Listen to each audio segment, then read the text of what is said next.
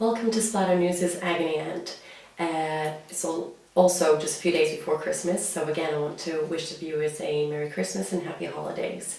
So I will just get on to our first person who's written in, which is Jessie. I've chosen this one today. She writes, "Hi Samantha." Hi Jessie.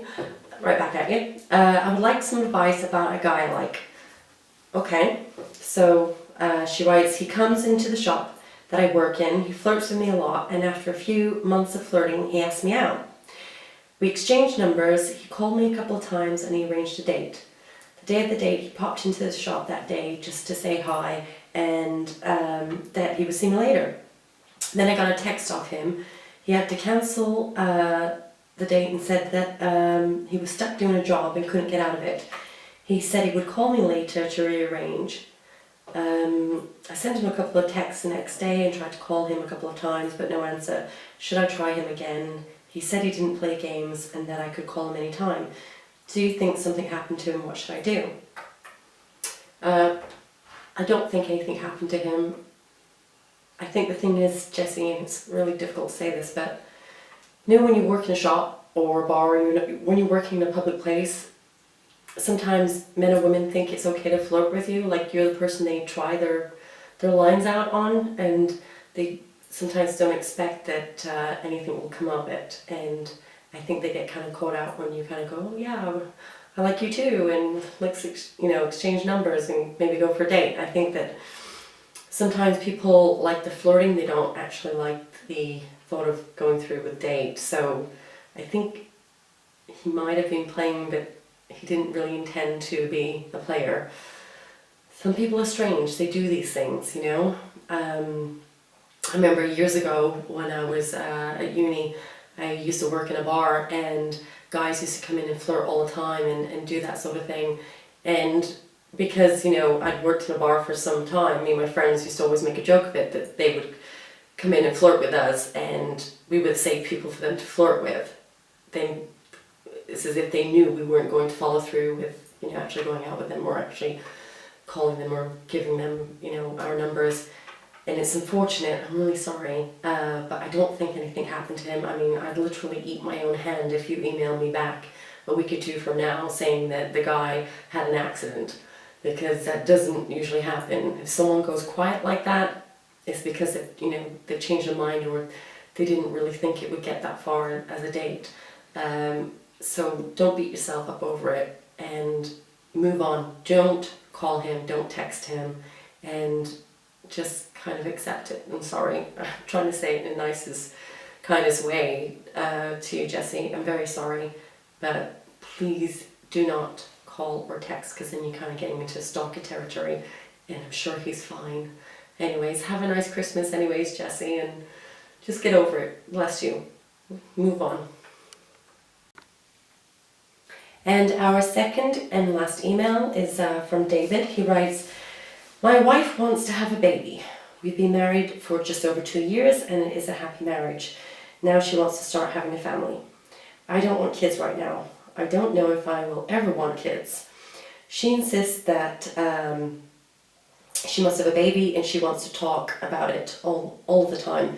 I don't want to argue over Christmas about this. I want to enjoy the holidays without us arguing over it, about whether or not we should have a baby." And he says he's also worried. He says that, "I'm also worried she might get pregnant and force the issue.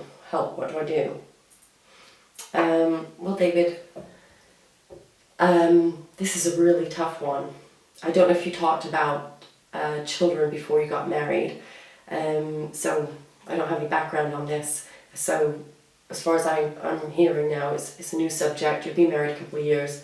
She wants to start having a family and you don't. Now, even if you say to her, "Could we talk about this in the new year and wait till like January 3rd or 4th to start having this conversation?" You know, it's the holidays, a few drinks, people are going to bring it up. She's going to bring it up. So even if you try to keep pushing it for a couple of weeks to have this conversation, it's highly unlikely you're going to get away with that. She's probably going to insist on talking about it because you both will have time off work and you'll have some moments. Now, you say that you don't want to have kids right now but you also said you don't know if you ever want to have kids. Now, she's going to need to know that. It's one thing to write it to me, but she will need to hear that from you, because it's perfectly fine. If you don't want to be a parent, you shouldn't have to be. And if she wants to have children, eventually one day she'll probably have kids. And you may have to decide, if you want, one wants children, one doesn't. Is this a marriage that can last forever? Or will you have to let her go so she can actually have children? And that's a very serious issue that you'll have to sit down and discuss. It can't be just you saying to her, you can't have children, that's that. Because, she's got other options too. She could actually go and find someone that wants to have children, and she could settle down into that kind of a relationship. And if you never ever want to have kids, and you're sure about that, then she needs to know, because you might not actually be compatible for each other. I know you think you are, as in this marriage so far, it's been really great. You said it's been a happy marriage for 2 years, but maybe you're not. And I know this is an awful thing to have to talk about, especially just before the holidays, but it's probably going to come up over the holidays, even if you try and push the discussion till afterwards. And when you do sit down and talk with each other, there has to be full disclosure on what you both want in this marriage, so that you can both make proper choices about whether you continue the marriage or whether you part your ways because of what one wants and what the other doesn't want. The issue about she might get pregnant, well, accidental pregnancies happen all the time, and also, yes, some people do make sure that they get pregnant. They stop taking the birth control or using birth control, so that could happen. And this, you might have to use condoms, insist on using condoms because of the issue between the two of you. I know it's going to cause trouble in the bedroom, because she'll know why you're using them. It's going to it can get tricky between couples, this issue. It can be very tricky. And if she does get pregnant accidentally, you're going to be wondering, well, was it an accident?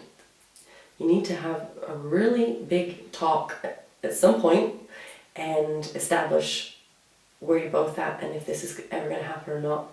Because if there's a part of you that thinks, I might want to have children, but just not now, maybe give it a couple of years, well, then you might have to set a time limit on this, where you say to her, give me 2 years, and if in 2 years I'm still certain I don't want to have kids, then maybe we have to part.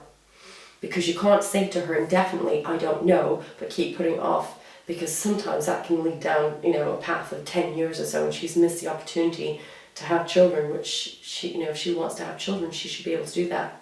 Not necessarily with you, obviously, with someone else. So set a time limit.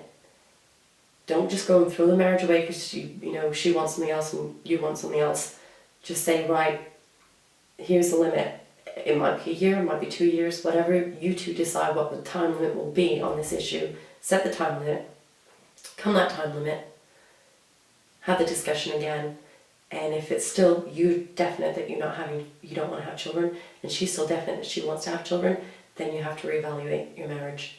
And all I can do is wish you all the best. Hope that you're 100% honest with each other about where you stand on this.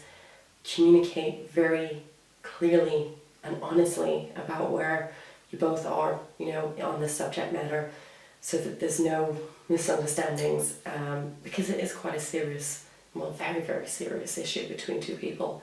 I wish you all the best, and I hope you have a lovely holiday anyways. So, and that's it for this week's Agony Aunt, and also for this year's, because we're not going to be back now until January 2014.